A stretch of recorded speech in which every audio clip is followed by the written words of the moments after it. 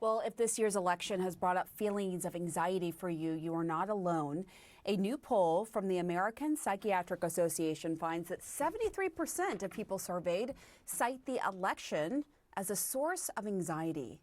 Jon Hershfield joins us now. He's the director of the Mental Health Center for OCD and Anxiety, Sheppard Pratt. He's also the author of several books on OCD and anxiety. Jonathan, great to see you. I think this is such an important conversation. That is a significant amount of people reporting negative mental health effects because of this election. 73%. Does that surprise you? It doesn't surprise me. Actually, I was thinking about this. It means slightly more than 1 out of 4 people are looking at the situation and thinking, this is fine. So it kind of makes sense. I mean, everybody I know is anxious about the election, and it is sort of the ultimate uncertainty question, right? So we know that anxiety is a stress response to an unknown fear. You could be afraid of something and say, okay, that's the thing I'm afraid of. What about having a stress response to an unknown fear? How is the election going to turn out? Will I be able to cope with the consequences of turning out one way or the other? And people are getting much more feedback than in times past, right? People are on social media, constantly checking their news feed. And this can be very triggering because it's not just, well, how will it turn out, but uncertainty about how will I cope if it doesn't go my way. So really at the root of all of this is the uncertainty. Are you seeing more of it as you see patients and so forth? And are you seeing more of this kind of anxiety with this election compared to years past? What is it about this particular election that is so anxiety inducing? Well, I think it taps into a part of the human mind that is very uncomfortable with gray areas. So people are getting into their corners and preferring to think in very black and white ways, which is making them look at things through an us versus them lens, right? So people aren't having meaningful conversations with each other about politics, about the future of America. They're actually cutting people out of their lives, cutting them off of their Facebook because it's too stressful to deal with the gray area about some of the nuances of some of these issues that we're considering.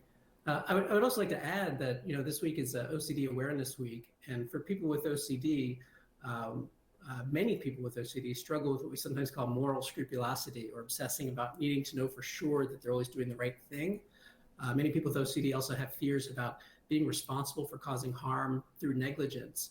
So you have this intense responsibility to know everything about all of the issues, know that you're voting the exact right way, know that your candidate's going to win and that everything's going to go your way, or else, it might be your fault. And so dealing with that uncertainty can be very overwhelming for someone susceptible to a condition like OCD.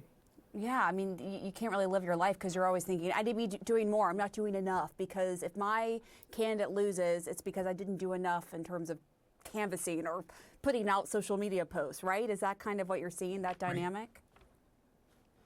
Right, and it's made a little bit worse by the fact that people are getting the illusion of doing enough by posting on social media a lot when they maybe aren't actually directly engaged in real conversations about political issues. They're not canvassing, they're not joining communities, they're just kind of reading things, getting mad at them, and then reposting them, and feeling like they're doing something, but feeling like it's not quite enough, in the same way that a door might not feel locked enough and you want to go back and check it multiple times.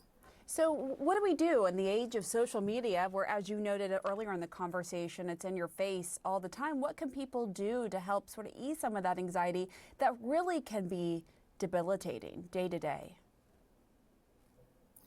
I think it comes back to, one, normalizing anxiety as part of the human condition, recognizing, okay, this is more anxiety than is conducive to healthy living right now. So what I'm going to do is set some boundaries around the things that are unnecessarily triggering my anxiety. So this isn't avoiding your fears, it's setting some limitations around how often or for how long you're going to look at your social media news feed, or to be more intentional, like I'm going to set aside this time and actually go to this website and read this thing, and then I'm going to turn it off and go spend time with my family or go spend time in nature.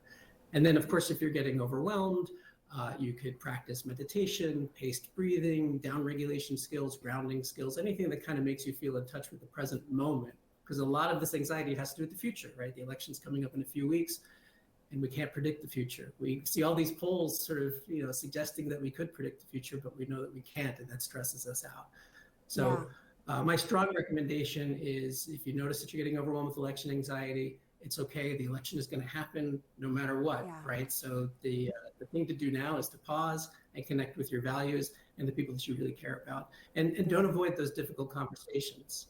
All right, Jonathan Hershfield, thank you. Great advice. Hope it helps everyone.